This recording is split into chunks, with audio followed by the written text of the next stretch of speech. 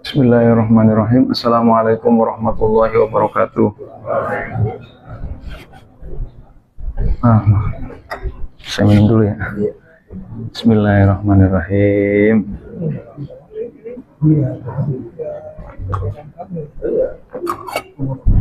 Alhamdulillah. Alhamdulillah. Wassalatu wassalamu ala Rasulillah wa ala alihi wa sahbihi wa mawalah, amma ba'd.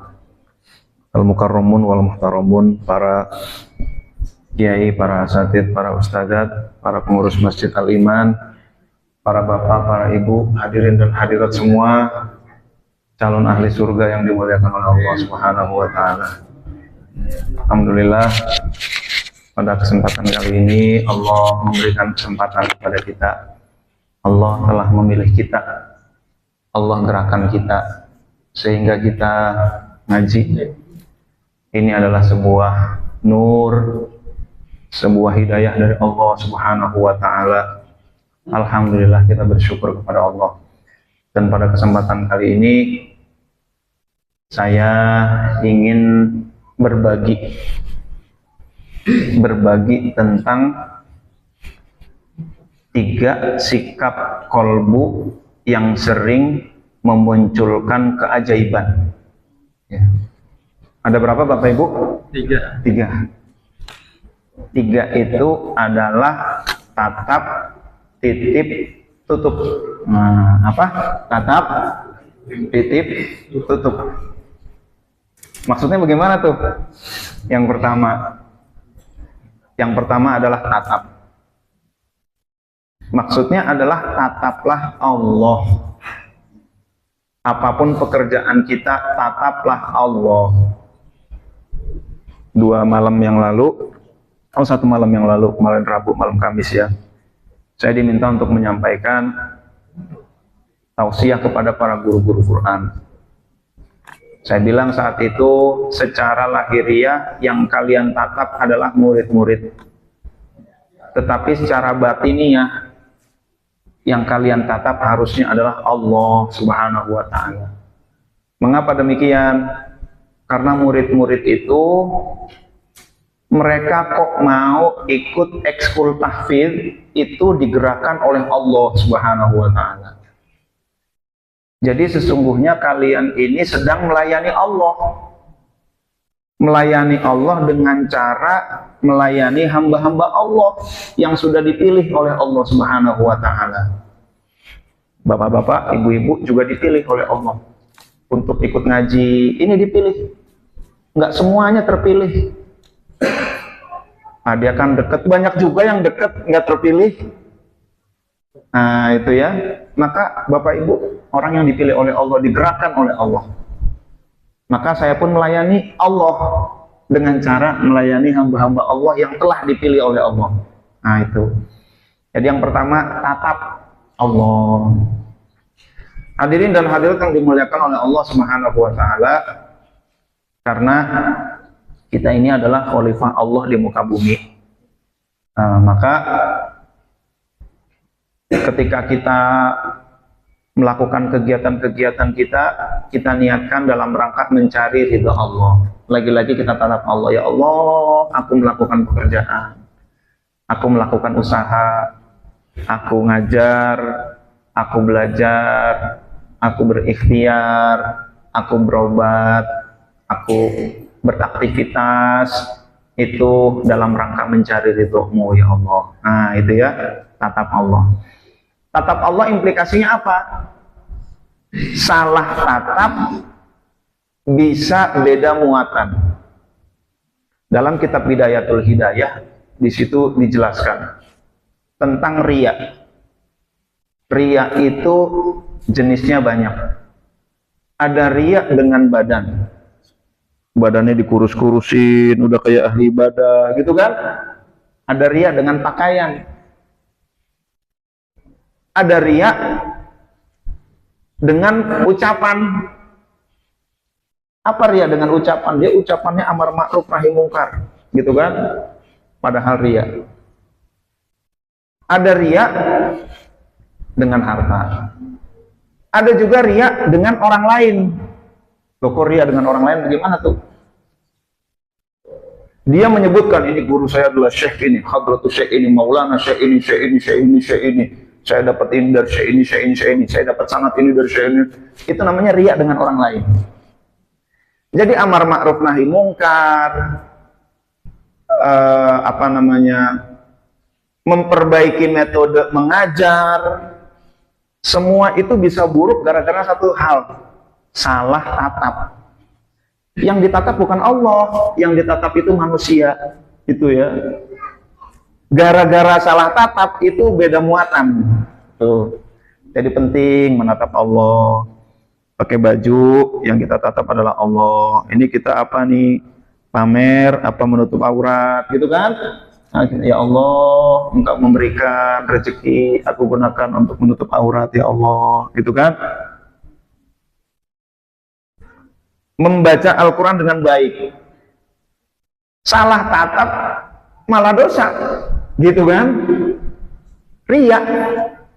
Wah, tapi kalau benar tatap itu bisa pahala. Ya Allah, alangkah agungnya firman-Mu, ya Allah. Aku nggak sopan, ya Allah, kalau aku nggak membaca dengan yang terbaik, ya Allah. Aku akan baca firman-Mu yang begitu agung dengan cara yang terbaik, ya Allah. Itulah cara saya mengapresiasi firman-Mu, ya Allah. Tuh, beda tatap, beda muatan. Nah, itu ya. Retorika pidato yang luar biasa. Amar ma'ruf nahi mungkar, ternyata biar dibilang hebat. Berjihad di jalan Allah, luar biasa. Ternyata salah tatap, beda muatan. Nah, itu gara-gara nggak menatap Allah, yang ditatap adalah manusia. Nah, maka kita latihan menatap Allah, zikir khofi di dalam kolbu kita. Kan sudah pernah ditalkinkan oleh Pak Kiai Wahyudin ya, di dalam kolbu kita, supaya hanya ada Allah saja ingatannya tuh. Itu latihan menatap Allah tuh. Itu latihan menatap Allah, gitu kan? Di kolbunya yang diingat cuma Allah aja, nggak ada yang lain. Itu latihan menatap Allah. Nah, jadi begitu Bapak Ibu. Jadi menyampaikan hikmah, zikir di depan orang, berjamaah, amar ma'ruf nahi mungkar, bakti sosial, itu bisa negatif, bisa positif, tergantung tatapannya. Nah, itu ya, nyumbang. Mana yang lihat ya, kok nggak ada nih, gitu kan? Nah, mumpung diliatin sama banyak orang, nyumbang lah dia. Bismillahirrahmanirrahim. Bismillahnya benar, tapi hatinya diliatin mumpung. Dia menatap manusia, gitulah ya. Nah, jadi itu Bapak Ibu hadirin dan hadirat yang dimuliakan Allah. Jadi tatapan itu menyampaikan kita ke arah tersebut. Naik kereta dari stasiun ke Lenderbad, gitu kan? Nah, kita menatapnya kemana? Ke arah Cikarang, sampailah Cikarang. Tapi menatapnya kemana? Si ini ternyata menatapnya ke Manggarai, ya sampailah ke Manggarai. Jadi jangan berharap sampai kepada Allah kalau yang ditatap adalah makhluk, gitu ya.